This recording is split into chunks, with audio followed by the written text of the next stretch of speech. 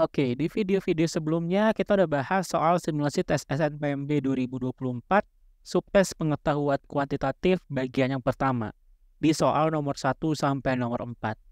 Nah, sekarang di part yang kedua kita akan bahas beberapa soal lagi nih, yaitu di soal nomor 5 sampai nomor 7. Langsung aja ya, kita bahas soalnya satu per satu. Kita mulai dari soal nomor 5. Di sini ada kumpulan data B, negatif 7, 3, dan negatif 5. Ada 4 bilangan nih. Yang ditanyakan adalah pernyataan mana saja yang bernilai benar berdasarkan kumpulan data di atas. Kita coba satu-satu kali ya. Kita mulai dari yang pertama dulu nih kita bahas. Pertama itu rata-rata kumpulan data tersebut itu negatif 5 jika B-nya adalah negatif 11. Karena B-nya negatif 11 berarti datanya ini bisa kita tuliskan menjadi negatif 11, negatif 7, 3, dan negatif 5.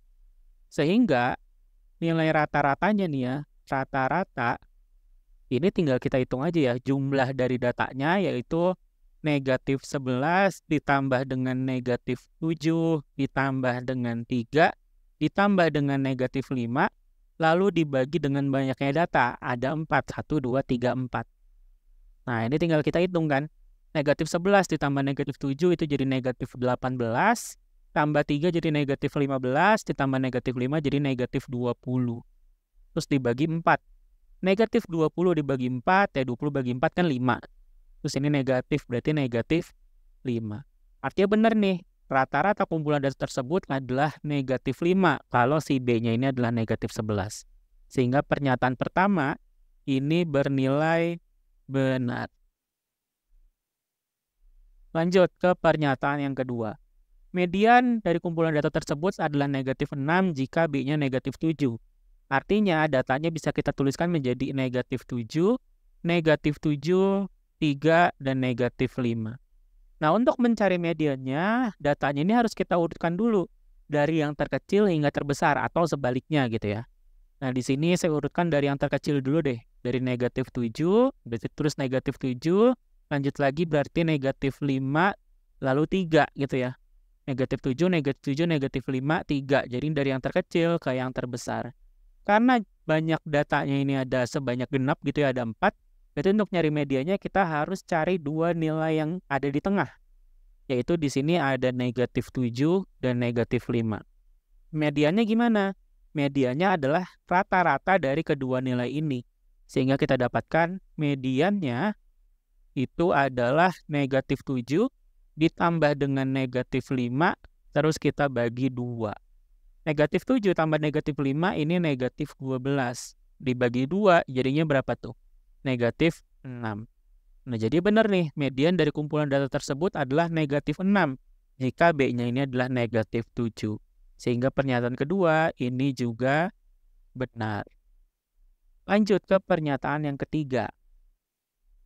Modus dari kumpulan data tersebut adalah negatif 5 jika B-nya adalah negatif 5. Artinya datanya bisa kita tuliskan menjadi negatif 5, ya negatif 5, negatif 7, 3, negatif 5.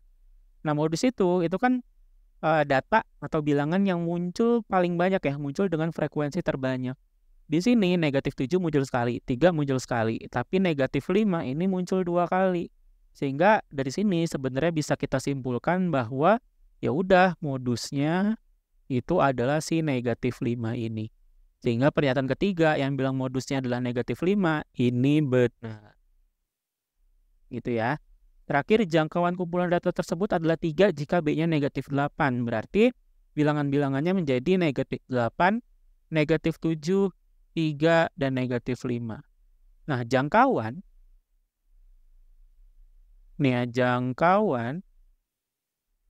itu kan data terbesar atau X max gitu ya, dikurang data terkecil atau X minimum gitu.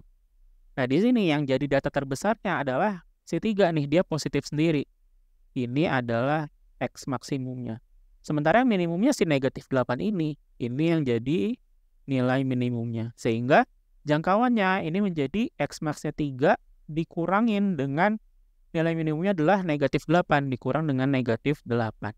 Berarti ini jadi 3, terus dikurang negatif 8 berarti kan sama aja ditambah 8 gitu ya. 3 8 jadinya 11, sehingga jangkauannya itu adalah 11. Di sini dibilang 3. Berarti pernyataan keempat ini bernilai salah. Oke ya. Karena harusnya adalah 11, bukan 3. Sehingga kalau kita simpulkan, tadi pernyataan pertama ini benar, kedua benar, ketiga benar, dan yang keempat ini salah. Sehingga jawaban yang tepat untuk soal yang ini adalah yang A, 1, 2, dan 3 saja. Ini yang benar. Oke ya, jawabannya A. Kita lanjut lagi aja nih ke soal yang berikutnya. Oke, kita lanjut ke soal yang ke-6. Di sini kita punya segi 4 ABCD adalah belah ketupat. Terus berdasarkan informasi tersebut gitu ya, kita diminta memberikan tanda checklist pada kolom berikut yang sesuai nih, sesuai dengan pernyataannya ya. Karena ABCD ini adalah belah ketupat, kita bisa gambarkan kayak gini. Di sini kita misalkan A, terus ini B, terus ini C, terus ini D. Nah, di sini kita punya pernyataan yang pertama adalah ABCD mempunyai dua pasang sudut berhadapan sama besar. Nah, ini adalah sifat belah ketupat ya. Jadi dua buah sudut yang berhadapan itu pasti sama besar, yaitu sudut A dengan sudut C dan sudut B dengan sudut D. Jadi bisa kita tuliskan bahwa dari sini besar sudut A sama dengan besar sudut C, lalu besar sudut B sama dengan besar sudut D. Nah, di sini ada dua pasang sudut berhadapan sama besar nih, benar nih. Sehingga pernyataan pertama ini bernilai benar, kita checklist di yang benar. Lalu ABCD mempunyai dua pasang sisi sama panjang. Sebenarnya di belah ketupat itu semua sisinya sama panjang. AB sama dengan BC, sama dengan CD, sama dengan AD. Ada 4 sisi yang sama panjang. Nah, di sini sebenarnya kita juga bisa pandang ini sebagai dua pasang sisi yang sama panjang. Ya, yaitu panjang AB sama dengan panjang BC, lalu panjang CD ini sama dengan panjang AD. Ya, meskipun keempatnya sebenarnya sama panjang. Tapi kalau dibilang ABCD mempunyai dua pasang sisi yang sama panjang, ini sebenarnya juga akan bernilai benar. Gitu ya. Terakhir, kedua diagonal ABCD sama panjang. Diagonalnya berarti yang ini nih. Si AC dengan BD. Nah, AC dengan BD ini sebenarnya belum tentu sama panjang. Jadi AC ini belum tentu sama panjang dengan BD kalau misalkan di belah ketupat. Dia hanya sama panjang itu kalau dibangun kayak persegi panjang. Nah, itu dia pasti sama panjang. Tapi kalau untuk belah ketupat, panjang AC, diagonal AC dengan diagonal BD itu belum tentu sama panjang. Artinya kalau dibilang kedua diagonal ABCD sama panjang, ini tidak benar, atau lebih tepatnya kita bisa checklist yang salah ini. Kayak gitu ya. Jadi jawabannya tepat ini adalah benar, dan salah. Oke, kita lanjut ke soal yang berikutnya ya. Oke, lanjut ke soal yang ke-7. Di sini kita punya 3 bilangan asli berbeda yang kurang dari 10. Ini dipilih sekaligus secara acak. Terus di sini yang ditanyakan adalah berapa banyaknya pernyataan berikut nih yang bernilai benar berdasarkan informasi yang tadi. Di sini semuanya ngomongin peluang bilangan-bilangan yang terpilih kayak gitu ya. Nah, tapi sebelum kita coba cek setiap pernyataan satu-satu, di sini kan ada 3 bilangan asli berbeda yang kurang dari 10 yang dipilih sekaligus secara acak ya. Berarti kan bilangannya itu bisa 1, bisa 2, bisa 3, bisa 4, bisa 5, bisa 6, bisa 7, bisa 8, bisa 9. Ini bilangan asli dan kurang dari 10. Berarti 10-nya nggak masuk. Terus dipilih nih 3 bilangan secara acak. Berarti banyak anggota ruang sampelnya atau kejadian tanpa syaratnya gitu ya. Kita kan sama aja di sini memilih 3 bilangan dari 9 bilangan ya. Kita bisa gunakan berarti kombinasi. Berarti banyak anggota ruang sampelnya ini bisa dinyatakan sebagai 9 kombinasi 3. Nah, kombinasi kayak gini, ini perlu kita ingat lagi kalau N kombinasi R itu adalah N faktorial per N dikurang R difaktorialkan dikali R faktorial. Di sini yang sebagai N adalah 9, yang sebagai R adalah 3. Berarti ini bisa kita substitusi aja ya. Berarti N faktorial itu 9 faktorial per ini 9 kurang 3 berarti ya. Difaktorialkan dikali 3 faktorial, R-nya 3. Berarti ini jadi faktorial itu kan berarti perkalian mundur gitu ya sampai dikali 1 gitu. 9 kali 8 kali 7 kali 6 kali 5 kali 4 kali 3 kali 2 kali 1 gitu. Berarti ini jadi 9 kali 8 kali 7 kali 6. Sebenarnya bisa diterusin nih, tapi 6 kali 5 kali 4 kali 3 kali 2 kali 1 itu kan 6 faktorial ya. Berarti bisa kita tuliskan aja kayak gini. 9 kali 8 kali 7 kali 6 faktorial. Kenapa ini di stop sampai sini? Karena 9 dikurang 3 difaktorialkan, ini hasilnya adalah 6 faktorial kan. Jadi nanti bisa saling habis ngebagi aja. Tinggal 3 faktorialnya ini adalah 3 kali 2 kali 1. Nah tadi ini 6 faktorial dibagi 6 faktorial saling habis ngebagi. Tinggal 9 kali 8 kali 7 dibagi 3 kali 2 kali 1. 9 bisa kita bagi 3. 9 bagi 3 adalah 3. 3 bagi 3, 1. 8 bisa kita bagi 2. 8 bagi 2 adalah 4. 2 bagi 2 adalah 1. Ya, berarti di pembilang kita punya 3 kali 4 kali 7. Di penyebut, ya ini tinggal 1 gitu ya. 1 kali 1 kali 1 gitu. 3 kali 4 ini adalah 12 kali 7, 84. Dibagi 1, jadinya 84. Banyaknya anggota ruang sampelnya berarti ada sebanyak 84. Banyaknya semua kejadian yang mungkin tanpa ada syarat kayak gitu. Nah, ini yang perlu kita simpen lah informasinya. Oke, kita sekarang coba cek setiap pernyataannya satu-satu ya. Tadi kita punya banyak anggota ruang sampelnya ada 84. Terus tadi bilangan yang bisa dipilih adalah 1, 2, 3, 4, 5, 6, 7, atau 8, atau 9.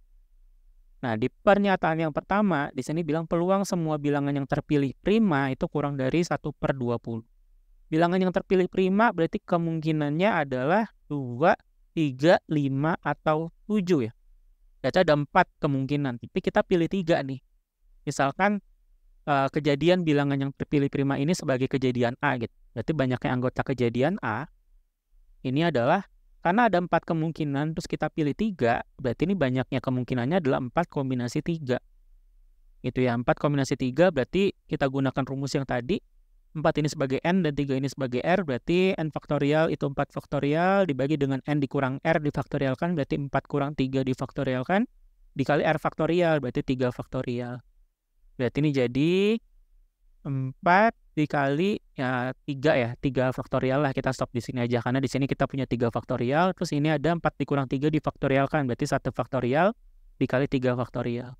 3 faktorial bisa dibagi 3 faktorial, nah 1 faktorial ini 1. Berarti 4 dibagi 1 atau jadi sama dengan 4. Yang ditanya peluang dari kejadiannya, karena kejadiannya tadi kita misalkan sebagai kejadian A, berarti ini bisa kita nyatakan sebagai PA atau peluang kejadian A. Ini rumusnya adalah NA dibagi NS saja. Nah, NA-nya adalah 4, NS-nya adalah 84 nih. Berarti ini tinggal kita sederhanakan, bisa kita bagi 4 ke ininya ya, pembilang dan penyebutnya. Pembilang bagi 4, 4 bagi 4 jadi 1, penyebut dibagi 4, 84 dibagi 4 jadinya 21. Nah, ini dibilang kurang dari 1/20, bener nggak? Berarti kan, 1/21 sama 1/20. Ini kan sama-sama 1, tapi ini dibagi 21, ini dibagi 20. 1/21, pembaginya lebih gede daripada 1/20. Artinya nilainya bakalan lebih kecil, sehingga 1/21 ini pasti kurang dari 1/20. Sehingga kalau dibilang peluang semua bilangan yang terpilih prima ini kurang dari 1/20, ini jadi benar. Benar ya, karena kurang dari 1/20 nih, si 1/21. Sehingga pernyataan pertama ini bernilai benar. Lanjut ke pernyataan yang kedua. Sekarang peluang semua bilangan yang terpilih genap. Genap berarti kemungkinannya adalah 2, 4, 6, 8. Ada 4 kemungkinan juga. Jadi misalkan ini adalah kejadian-kejadian B, berarti NB ini adalah ya 4 kombinasi 3 juga. Milih 3 dari 4 kemungkinan ya. Ini tadi udah dihitung hasilnya adalah 4. Sehingga sebenarnya peluang dari kejadian B ini juga 1/21. Nah, di sini dibilang peluangnya kurang dari 1/25. Perhatikan, 1/21 sama 1/25. 1/21 pembaginya ini lebih kecil nih daripada pembagi 1/25. Artinya nilai dari 1/21 akan lebih besar sebenarnya daripada 1/25. Jadi di sini yang bilang kurang dari ini tuh salah. Sehingga pernyataan kedua ini bernilai salah. Oke, kita lanjut lagi ke pernyataan yang ketiga. Tadi kita punya informasi banyak anggota ruang sampelnya adalah 84 dan bilangan yang bisa dipilih adalah 1, 2, 3, 4, 5, 6, 7, 8, 9. Sekarang peluang bilangan yang terpilih ini semua bilangan terpilih ganjil. Peluang semua bilangan yang terpilih ganjil. Artinya kemungkinannya bisa 1, bisa 3, bisa 5, bisa 7, bisa 8. Bisa 8, bisa 9 maksudnya. Ini ada 5 kemungkinan, dipilih 3 gitu kan ya. Misalkan ini kejadian C, berarti banyaknya anggota kejadian C. Ini ada 5 kombinasi 3. Karena dari 5 dipilih 3 gitu kan. Ini kita hitung dulu ke cara kayak yang tadi. Berarti ini 5 faktorial per 5 dikurang 3 faktorial dikali 3 faktorial. 5 faktorial berarti 5 kali 4 kali 3 faktorial bisa kita stop di sini, karena di sini kita punya 3 faktorial. Terus ini 5 dikurang 3 faktorial, berarti 2 faktorial. 3 sama 3 saling habis ngebagi, nih 3 faktorial sama 3 faktorial maksudnya. Terus 4, ini 2 faktorial itu 2, berarti 4 bisa kita bagi 2, jadinya adalah 2, di sini 1. Tinggal 5 kali 2 dibagi 1, berarti 10. Nah, kalau misalkan kita mau cari peluang kejadian C-nya, berarti NC dibagi NS. NC-nya 10, NS-nya 84. Nah, sekarang kita bandingin sama 1/7. 1/7 ini kalau kita mau bikin jadi per 84 bisa. 7 itu kan ke 84 dikali 12 ya, berarti jadi 12/84. Kalau diperhatikan, 10/84 itu sama 12/84, ini tuh kurang dari. Jadi 10/84 itu kurang dari 12/84. Artinya, di sini dibilang lebih dari, ini salah. Harusnya kurang dari. Sehingga pernyataan ketiga ini bernilai salah juga, kayak pernyataan kedua. Lanjut ke pernyataan yang keempat. Di sini peluang jumlah semua bilangan yang terpilih itu kurang dari 8. Nah, ini kan bilangannya dipilih dari 1 sampai 9, tapi angkanya beda-beda ya. Nah, supaya jumlahnya ini kurang dari 8, kemungkinannya adalah ya 1 tambah 2 tambah 3, ini paling kecil, yaitu 6. Bisa juga 1 tambah 2 tambah 4 nih, ini adalah 7. Ada kemungkinan lain, kayaknya nggak ada ya, 1 tambah 3 tambah 4 udah 8, kalau dinaikin jadi 2 tambah 3 tambah 4 juga lebih kayak gitu ya. Ini kalau kembar 2 tambah 2 tambah 4 kan nggak bisa tuh. Ya udah, berarti cuma ada 2 kemungkinan. Artinya misalkan kejadian jumlah semua bilangan yang terpilih kurang dari 8 ini adalah D, berarti kita dapatkan ND-nya ini adalah 2. Jadi cuma ada 2 kemungkinan. Sehingga peluang kejadian D-nya ini adalah ND per NS. ND-nya 2, NS-nya 84. Jadinya adalah 1/42. Oh, ternyata pas nih. Tepat nih, peluang jumlah semua bilangan yang terpilih kurang dari 8 adalah 1/42. Berarti didapatkan pernyataan keempat ini bernilai benar. Artinya tadi pernyataan 1 bernilai benar, yang kedua salah, yang ketiga salah, yang keempat benar. Sehingga banyak pernyataan yang benar-benar itu ada 2 atau yang C. Tadi ya, pernyataan 1 dan pernyataan 4. Oke deh, ini soal terakhir di video kali ini. Untuk soal berikutnya kita akan bahas di next video, karena durasinya udah cukup panjang nih kayaknya untuk video yang ini. Jadi sampai ketemu di video pembahasan soal simulasi tes SNMPTN 2024, subtes pengetahuan kuantitatif di part yang berikutnya.